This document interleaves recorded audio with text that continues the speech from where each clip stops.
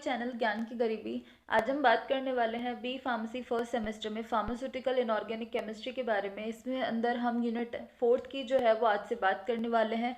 तो आज इस वीडियो में हम बात करने वाले हैं टॉपिक के बारे में, एक्सपेक्टोरेंट्स के बारे में, इसके क्लासिफिकेशन देखेंगे और दो कंपोनेंट्स इसके देखेंगे हम, अमोनियम क्लोराइड और पोटेशियम आयोडाइड।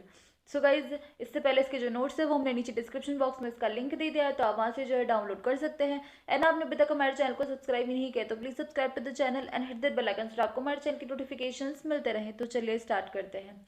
तो एक्सपेक्टोरेंट्स जो है वो जनरली होते क्या हैं? एक्सपेक्टोरेंट एक ऐसे सब एजेंट्स होते हैं जो कि स्प्यूटम जो है उसका रिमूवल करते हैं रेस्पिरेटरी ट्रैक्ट से। अब स्प्यूटम जो है वो होता है एक तरह का कफ होता है जो कि हमारे रेस्पिरेटरी ट्रैक्ट में जो है वो कई बार जम जाता है, और ये जो है वो या तो स्प्यूटम की फ्लूइडिटी बढ़ा देते हैं और या फिर फ्लूइड वॉल्यूम जो है वो इंक्रीज कर देते हैं और सीलियरी रिएक्शन के द्वारा रिमूव कर देते हैं, और कफ को भी जो है वो रिमूव कर देते हैं रेस्पिरेटरी ट्रैक्ट से। इस प्रकार इसके बाद में हम इसकी क्लासिफिकेशन देखिए तो दो तरह के एक्सपेक्टोरेंट्स जो है वो होते हैं।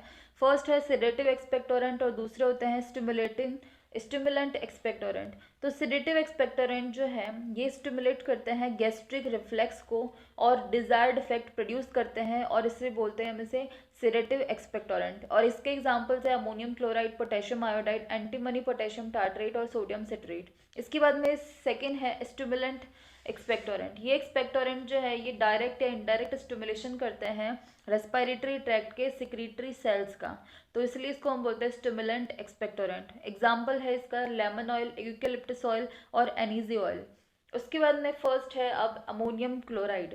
तो इसका केमिकल फॉर्मूला होता है NH4Cl, मॉलिक्यूलर वेट होता है 53.49, और फिजिकल प्रॉपर्टीज और ऐसे इसका जो है वो हम एसिडिफायर्स में जो है वो पहले पढ़ चुके हैं, और इसका जो है हम लिंक एसिडिफायर्स का हम नीचे डिस्क्रिप्शन बॉक्स में दे देंगे, तो आप वहाँ से जो है वो रेफर कर सकते हैं अमोनियम क्लोराइड का पूरा जो है ऐसे मेथड ऑफ प्रिपरेशन और फिजिकल प्रॉपर्टीज।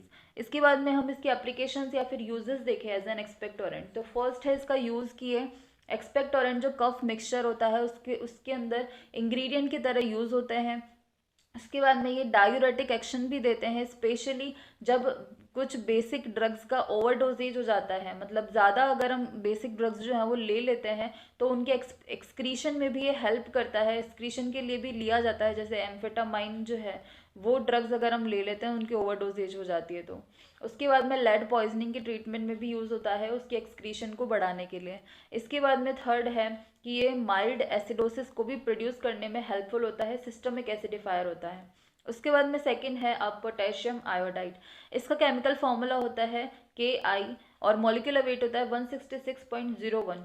अब मेथड ऑफ प्रिपरेशन इसकी क्या होती है? सबसे पहले ये जो है एक्सेस ऑफ हम आयोडीन लेते हैं, उसको हम ट्रीट कराते हैं aqueous solution of potassium hydroxide के, और एक पेल येलो सॉल्यूशन जो है वो फॉर्म होता है, इसको हम इवापोरेट करते हैं जब तक वो ड्राई नहीं हो जाता। इसके बाद में जो रेसिड्यू होता है उसको हम हीट करते हैं चारकोल के साथ में, और वो जो है रिड्यूस हो जाता है आयोडेट में, और प्रोडक्ट जो है उसको हम एक्सट्रैक्ट कर लेते हैं वाटर से और फिल्टर कर लेते हैं, और जो फिल्ट्रेट होता है इसको हम क्रिस्टलाइजेशन करा देते हैं एवेपोरेशन के द्वारा।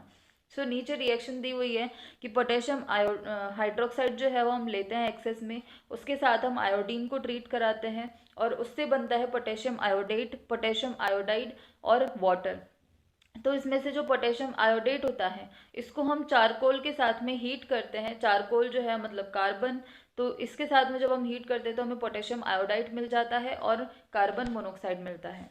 इसके बाद में हम इसकी फिजिकल प्रॉपर्टीज़ के बारे में बात करें तो ये कलरलेस होते हैं, ऑर्डरलेस होते हैं, इसका टेस्ट जो है वो सिलाइन होता है और बिटर होता है, और वाइट ग्रैन्युलर पाउडर की स्टेट में हमें मिलते हैं, और सॉल्युबल होते हैं वाटर में, अल्कोहल और ग्लिसरीन में।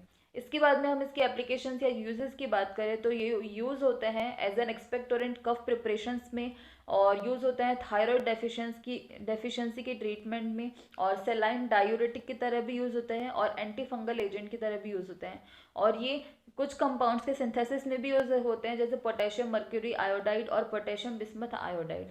सो गाइज, ये थे एक्सपेक्टोरेंट्स और उसके कंपोनेंट्स जो कि एल्यूमिनियम हाइड्रोक्साइड और पोटेशियम आयोडाइड। सो गाइज इसके जो नोट्स है वो हमने नीचे डिस्क्रिप्शन बॉक्स में इसका लिंक दे दिया, तो आप वहाँ से जो है डाउनलोड कर सकते हैं। And thanks for watching this video, and if like this video please hit the like button and subscribe my channel ज्ञान की गरीबी, and hit the bell icon to get notifications for my new videos.